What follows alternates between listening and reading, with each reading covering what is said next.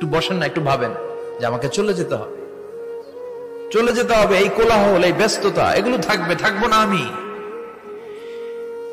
এই দুনিয়ার পুরো জীবনটা এটা হচ্ছে লালসাময় একটা জীবন, লোভ, মরিচিকা, মায়াজাল।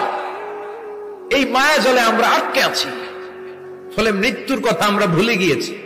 পাগলের মতো ছুটছি, আরো টাকা লাগবে, আরো খ্যাতি লাগবে, আরো যশ লাগবে, আরো দাপট লাগবে আমার।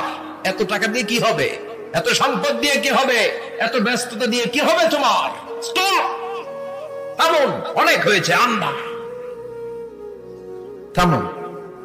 সাইয়েদনা ওমর ফারুক বলেছেন, মুতু ক্বাবলা আন তামুতু, মরার আগে একবার মরো।